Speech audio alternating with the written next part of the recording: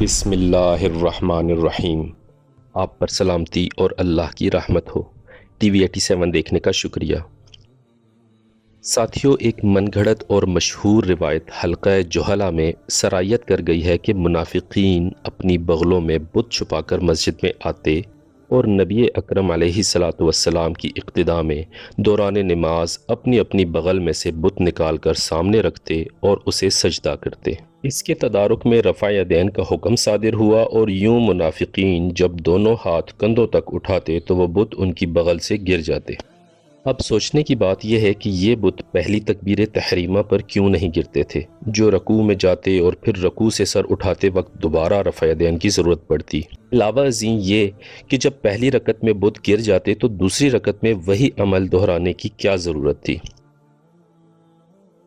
کیا کبھی آپ نے سوچا کہ ایک منافق جس کی دائیں جانب حضرت عمر ابن خطاب کھڑے ہوں، بائیں جانب سیدنا بلال کھڑے ہوں، دو نمازی چھوڑ کر حضرت ابوبکر صدیق اور ساتھ ہی کہیں سیدنا علی نماز پڑھ رہے ہوں، تو کس کم بخت کی ہمت ہوگی کہ وہ ایسی سچویشن میں بغل سے بت نکال نکال کر سامنے رکھے؟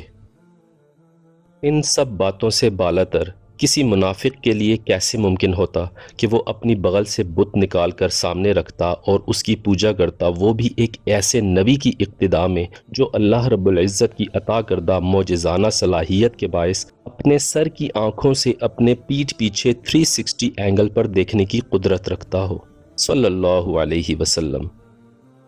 صحیح بخاری کی حدیث نمبر 741 میں حضرت ابو ہریرہ رضی اللہ تعالی عنہ سے روایت ہے کہ رسول اللہ صلی اللہ علیہ وسلم نے فرمایا، کیا تم سمجھتے ہو کہ میرا منہ قبلہ کی طرف ہے؟ اللہ کی قسم،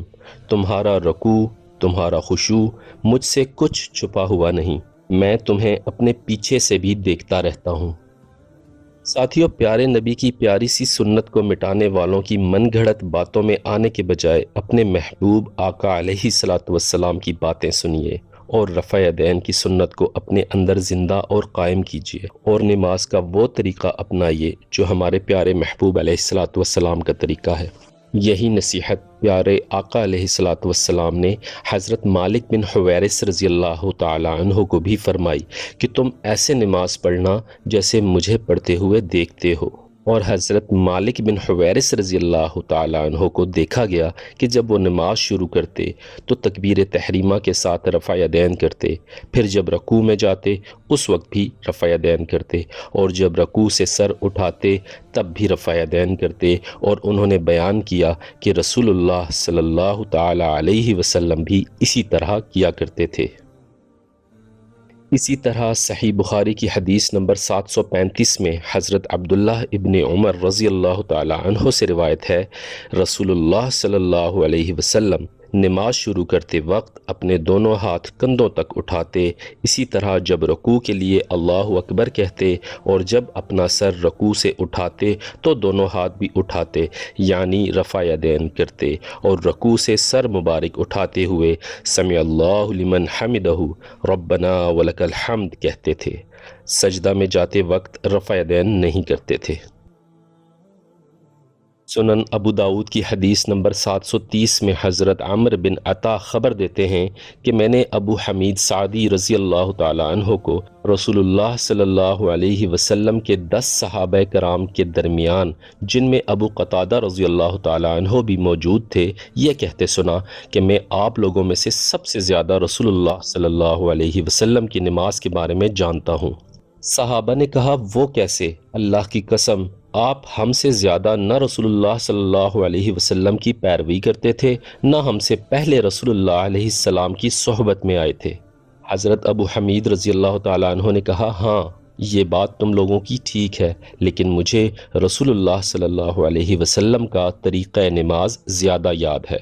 اس پر ان لوگوں نے کہا، اگر آپ زیادہ جانتے ہیں تو پیش کیجئے۔ ابو حمید رضی اللہ تعالیٰ عنہ نے کہا، رسول اللہ صلی اللہ علیہ وسلم جب نماز کے لیے کھڑے ہوتے تو اپنے دونوں ہاتھ کندھوں کے بالمقابل اٹھاتے، پھر تکبیر تحریمہ کہتے،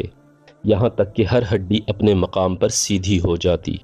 پھر آپ علیہ الصلاۃ والسلام قرات کرتے، پھر اللہ اکبر کہتے اور دونوں ہاتھ اٹھاتے، یہاں تک کہ انہیں اپنے دونوں کندھوں کے بالمقابل کر لیتے، پھر رکوع کرتے اور اپنی دونوں ہتھیلیوں کو اپنے گھٹنوں پر رکھتے اور رکوع میں پیٹھ اور سر سیدھا رکھتے،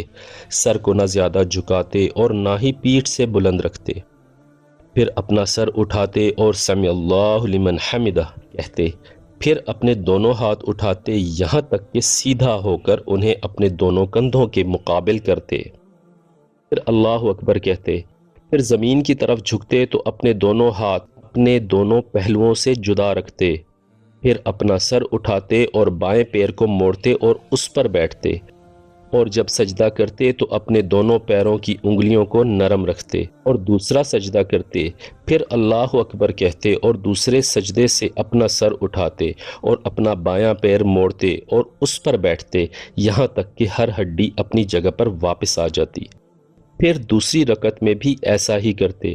اور پھر جب دوسری رکعت سے اٹھتے تو اللہ اکبر کہتے اور اپنے دونوں ہاتھ اٹھاتے یہاں تک کہ انہیں اپنے دونوں کندھوں کے بالمقابل لے جاتے، جس طرح کے نماز شروع کرنے کے وقت اللہ اکبر کہا تھا۔ پھر اپنی بقیہ نماز میں بھی اسی طرح کرتے، یہاں تک کہ جب اس سجدہ سے فارغ ہوتے جس میں سلام پھرنا ہوتا تو اپنے بائیں پیر کو اپنے دائیں پیر کے نیچے سے نکال کر اپنی بائیں سرین پر بیٹھتے، پھر سلام پھرتے۔